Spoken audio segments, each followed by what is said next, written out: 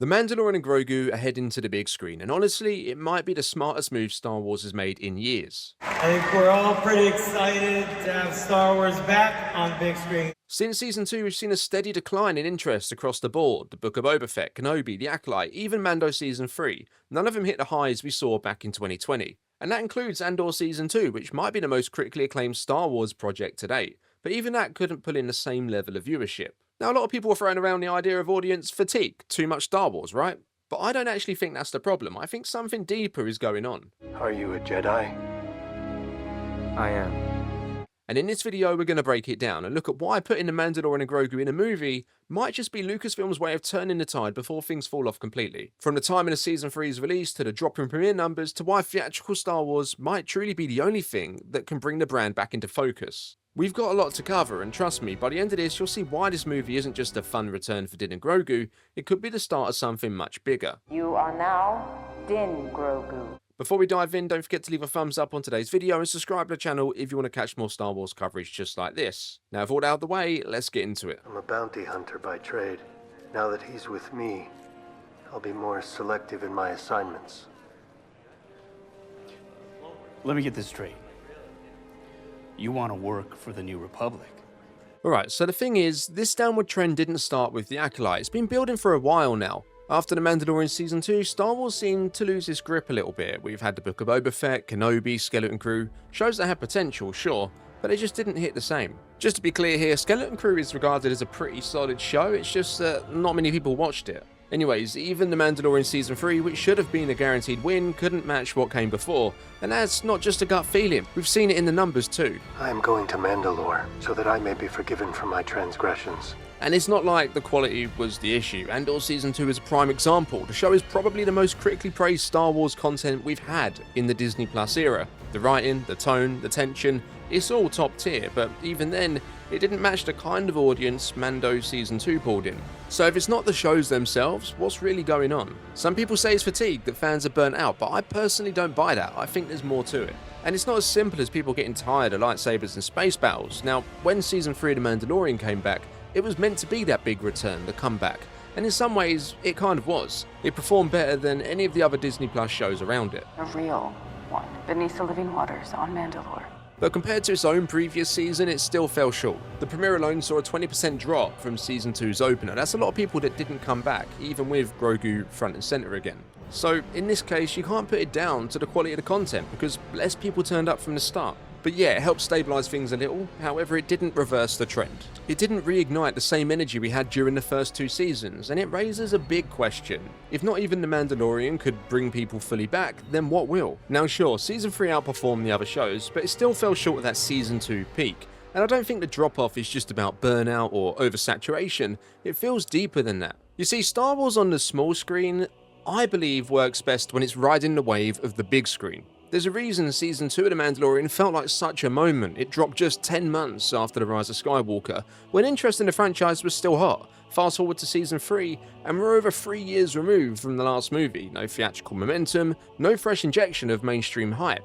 And you can feel it in more than just the numbers. You walk into a toy store now, maybe a supermarket that still sells some merch, and what used to be whole aisles dedicated to Star Wars has shrunken down to 1 or 2 shelves at most, maybe a handful of action figures if you're lucky. And forget about finding Star Wars t-shirts or hoodies unless you've got Grogu on them. Grogu? No. You have to pay for those. So yeah, it's not that people don't care about Star Wars anymore, it's that the buzz around it just isn't like it used to be. Disney Plus shows, as good as they can be, don't bring in the same kind of attention unless they're backed by the cultural weight of a theatrical release. And it makes you wonder, was Season 3 really the turning point? Or was it the warning sign that Star Wars needed to rethink how it brings people back in? So yeah, here's where things start to make a bit more sense. The Mandalorian Season 2 dropped just 10 months after The Rise of Skywalker, within a year of a theatrical release. And whether that movie worked for you or not, it still kept Star Wars in the conversation.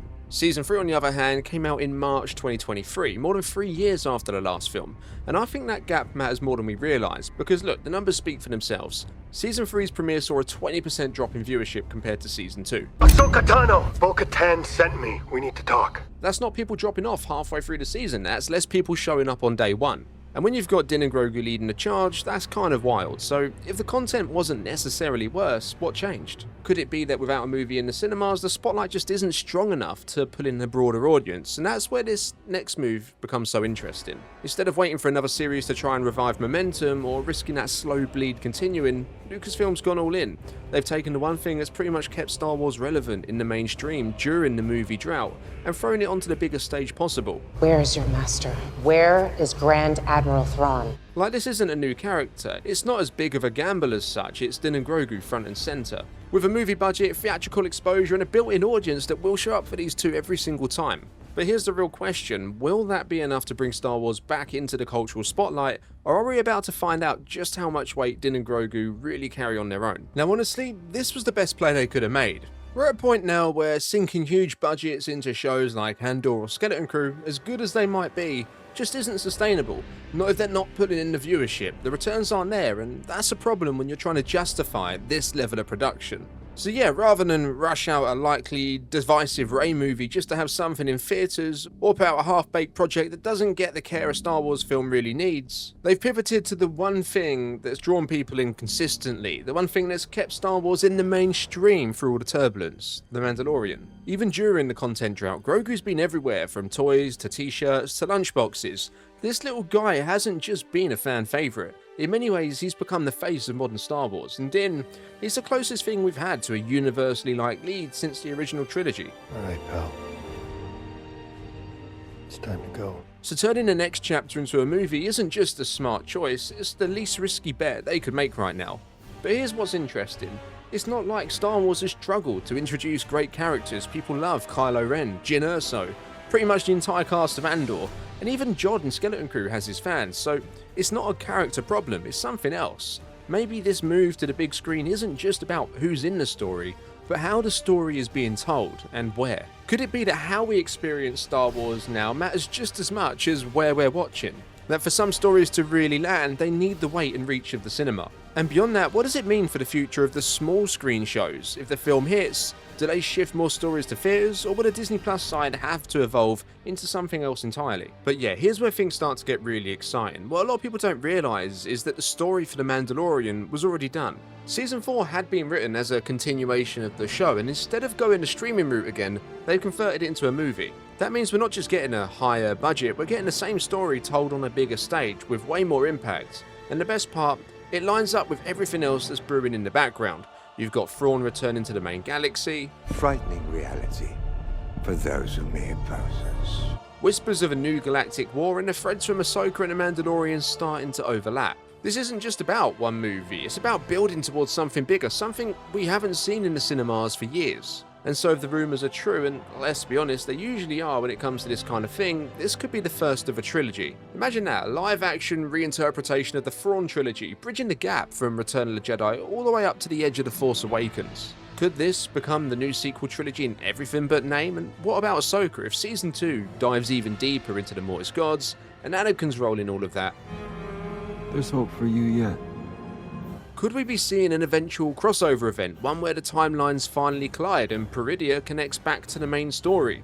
What if Ahsoka and Sabine don't make it back right away? Would they need one more season before they finally rejoin the larger fight? And if that happens, if Din and Grogu are at the heart of a new trilogy and Ahsoka's story runs parallel with that, then this might not just be a new era for Star Wars, this could be the blueprint for how everything ties together. Anyways, I really like how all of this is shaping up. Star Wars has never told its story in a straight line. We started with the original trilogy, then went backwards to the prequels, then jumped forward to the sequels. Everything else since then has filled in the gaps at random points in the timeline. We've had the Acolyte exploring the High Republic, Andor during the height of the Empire. And while Starfighter is set to take us past the point of Episode 9 and Dawn of the Jedi takes us all the way back to the beginning, what's exciting now is that for the first time in a long time, it feels like we're about to get some structure again.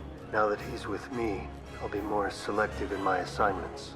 Between the Mandalorian and Grogu movie and potentially more movies after that, and whatever's being set up in Ahsoka, there's finally a central thread for people to follow, and not just hardcore fans. For casual viewers, it's way easier to go, oh, I saw the Mandalorian movie, Ahsoka comes right after that, cool, I'll check it out. And the bottom line is, whether you love every project or not, the reality is that interest in Star Wars has been declining. But it's not just Star Wars, this has been happening across a lot of major franchises. The difference is Star Wars has already proven its staying power. Nearly 50 years on, it's still here. You must learn the ways of the Force, if you're to come with me to Alderaan. Still talked about, still debated, still making an impact. So do I think this movie is going to do well? Absolutely. Do I think this is going to be the spark that launches Star Wars into a new era? Honestly, it might be. And if this is really the beginning of a new structured trilogy, what happens when characters like Luke, Leia, or even Ezra and Sabine start crossing into the storyline set up by Din and Grogu on the big screen?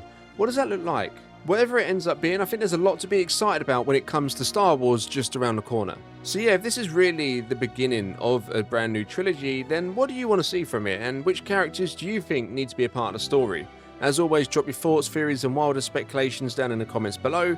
If you enjoyed this video, be sure to check out our deep dive into the character of Luthen Rael and how his plan could have shaped the rebellion long after he was gone. Don't forget to leave a thumbs up and make sure you subscribe so you don't miss any of our upcoming videos. Thanks for watching, I'll see you in the next one, and may the Force be with you.